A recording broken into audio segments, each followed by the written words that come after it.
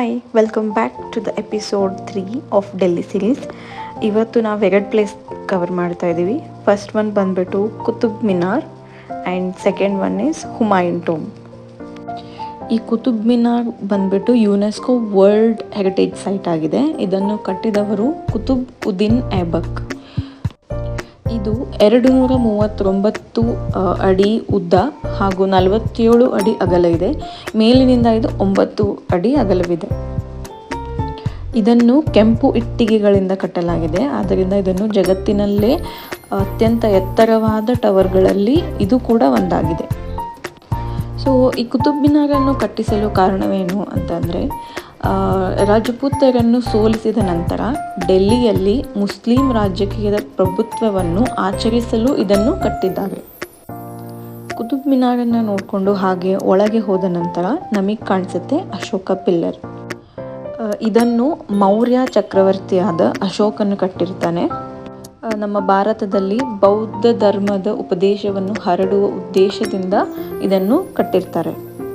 ಈ ಕಂಬಗಳನ್ನು ಸಾಮಾನ್ಯವಾಗಿ ಒಂದು ಶಿಲೆಯಲ್ಲೇ ಕೆತ್ತಲಾಗಿರುತ್ತದೆ. ಹಾಗೆ ಇದರ ಮೇಲ್ಭಾಗದಲ್ಲಿ ಸಿಂಹದ ಶಿಲ್ಪವಿರುತ್ತದೆ. ಲಯನ್ ಕ್ಯಾಪಿಟಲ್ ಅಂತ ಕೂಡ ಹೇಳ್ತಾರೆ. ಈಗ ಇದು ನಮ್ಮ ಭಾರತ ದೇಶದ ರಾಷ್ಟ್ರ ಚಿಹ್ನೆಯಾಗಿಯೂ ಕೂಡ ಬಳಸಲಾಗುತ್ತದೆ.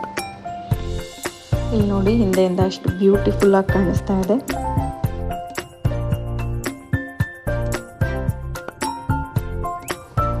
ವಿಶ್ರಾಂತಿ ಮಾಡಬೇಕಿದ್ರೆ ಹಾಗೆಯೇ ಇಲ್ಲೊಂದು ಅಳಿಲ್ ಕೂಡ ಬಂದಿತ್ತು. ನಮ್ಮ ಉತ್ತರ ಕರ್ನಾಟಕದ ಭಾಷೆಯಲ್ಲಿ ಇದನ್ನು ಇಣಚಿ ಅಂತ ಕೂಡ ಕರೀತಾರೆ. ಇದರೊಟ್ಟಿಗೆ ಸ್ವಲ್ಪ ಹೊತ್ತು ಆಟ ಆಡಿ ಕಾಲ ಕಳೆದ್ವಿ.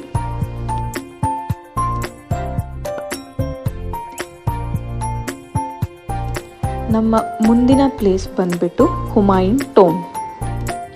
ಇಲ್ಲಿಗೆ ನೀವು ಆಟೋದಲ್ಲಿ ಕೂಡ ಹೋಗ್ಬೋದು. ಹಾಗೆಯೇ ಮೆಟ್ರೋ ಸ್ಟೇಷನ್ ಕೂಡ ತುಂಬಾ ಹತ್ತಿರವಾಗಿದೆ.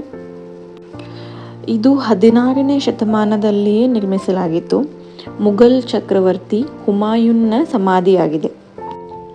ಹುಮಾಯೂನ್ ಅವರ ಮರಣದ ನಂತರ ಅವರ ಪತ್ನಿಯಾದ ಬೇಗಾ ಬೇಗಂ ಅವರು, ಅಥವಾ ಹಾಜಿ ಬೇಗಂ ಅಂತ ಕೂಡ ಹೇಳ್ತಾರೆ, ಅವರು ಇದನ್ನು ನಿರ್ಮಿಸಲು ಆದೇಶಿಸುತ್ತಾರೆ.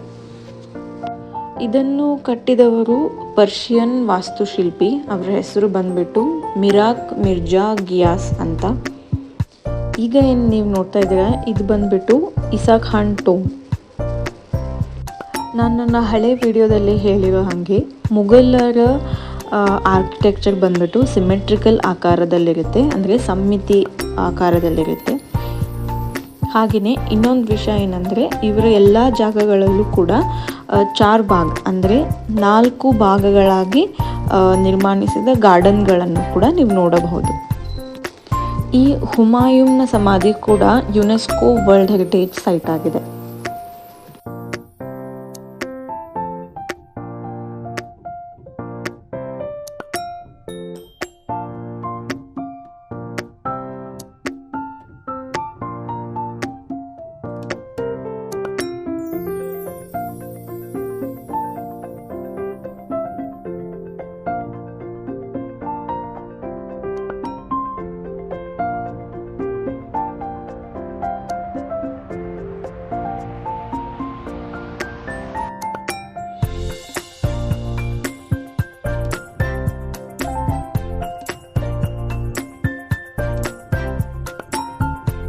ಇದನ್ನು ಕೂಡ ರೆಡ್ ಸ್ಟೋನ್ ಹಾಗೂ ವೈಟ್ ಮಾರ್ಬಲ್ಸ್ನಿಂದ ಕಟ್ಟಲಾಗಿದೆ. ಡೆಲ್ಲಿಯಲ್ಲಿ ಇಷ್ಟೊಂದು ಜಾಗಗಳನ್ನು ನೋಡಿದ ಮೇಲೆ ನನಗೆ ತುಂಬಾ ಇಷ್ಟವಾಗಿದ್ದ ಜಾಗ ಅಂದರೆ ಹುಮಾಯೂನ್ ಟೋಂಬ್. ಸೊ ಹೀಗಿತ್ತು ನನ್ನ episode 3 of Delhi series. Video ಇಷ್ಟ ಆದರೆ ಲೈಕ್ ಮಾಡಿ, ಶೇರ್ ಮಾಡಿ. ಹಾಗೆ ಮುಂದಿನ ವಿಡಿಯೋದಲ್ಲಿ ಮತ್ತೆ ಸಿಗ್ತೀನಿ ಅಂತ ಹೇಳ್ತಾ, ಥ್ಯಾಂಕ್ಸ್ ಫಾರ್ ವಾಚಿಂಗ್.